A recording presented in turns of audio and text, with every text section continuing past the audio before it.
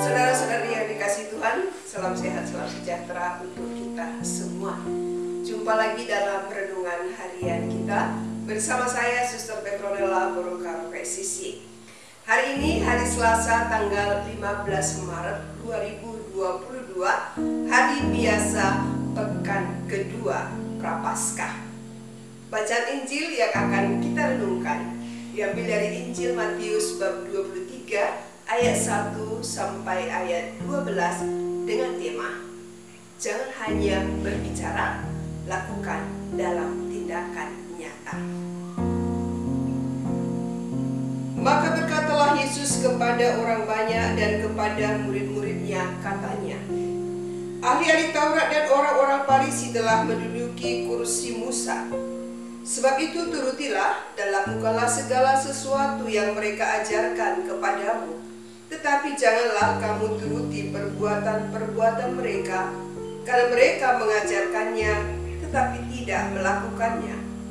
Mereka mengikat beban-beban berat lalu meletakkannya di atas bahu orang, tapi mereka sendiri tidak mau menyentuhnya. Semua pekerjaan yang mereka lakukan hanya dimaksud supaya dilihat orang. Mereka memakai tali sembahyang yang lebar dan jubah yang panjang. Mereka suka duduk di tempat terhormat dalam perjamuan dan di tempat terdepan di rumah ibadat. Mereka suka menerima penghormatan di pasar dan suka dipanggil rabi. Tetapi kamu, janganlah kamu disebut rabi, karena hanya satu rabimu dan kamu semua adalah saudara. Dan janganlah kamu menyebut siapapun bapa di bumi ini, karena hanya satu bapamu, yaitu Dia yang di surga. Janganlah pula kamu disebut pemimpin, karena hanya satu pemimpinmu, yaitu Mesias. Barang siapa terbesar di antara kamu, hendaklah ia menjadi pelayanmu. Dan barang siapa meninggikan diri, ia akan direndahkan. Dan barang siapa merendahkan diri, ia akan ditinggikan. Demikianlah sabda Tuhan. Saudara-saudari yang terkasih, pemimpin yang baik dapat menjadi teladan bagi rakyatnya. Sebab kehidupan dan perilaku pemimpin akan selalu menjadi sorotan dan perbincangan orang. Kesediaan untuk merendahkan diri dan melayani adalah keutamaan lain yang membuat seorang pemimpin dihormati dan dicintai rakyatnya. Karena itu, wibawa pemimpin mustahil diperoleh tanpa membuktikan bahwa dia sudah bisa memberi teladan dalam hidup sehari-hari. Saudara-saudari, dalam bacaan Injil hari ini, Yesus mengawaskan orang banyak dan para muridnya tentang sikap ahli-ahli Taurat dan orang-orang Farisi. Ahli Taurat dan orang Farisi menduduki kursi Musa. Menduduki kursi Musa berarti mereka adalah pengajar dan penafsir hukum Musa. Wibawa mereka yang tinggi sangat kontras dengan perbuatan mereka. Kalau pemegang kuasa tidak hidup sesuai dengan panggilannya, maka masyarakat pasti hidup dalam ketegangan.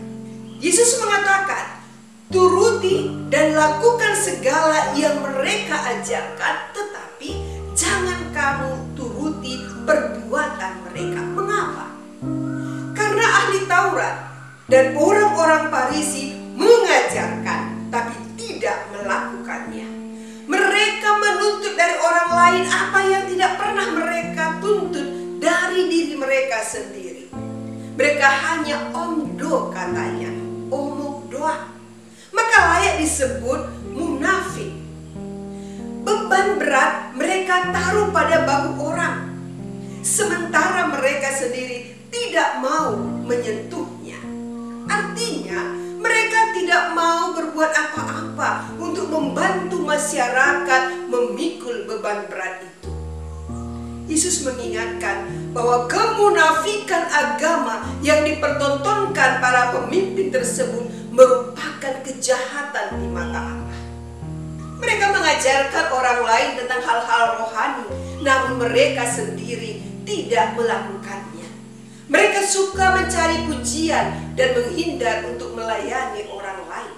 Inilah yang sangat ditentang oleh Yesus, yakni model kepemimpinan munafik yang mengelabui rakyat demi kepentingan mereka. Saudara-saudari, kasih menjadi indah dan menarik jika dinyatakan lewat perbuatan. Yakobus berkata dalam suratnya, jika iman tanpa perbuatan adalah iman yang mati.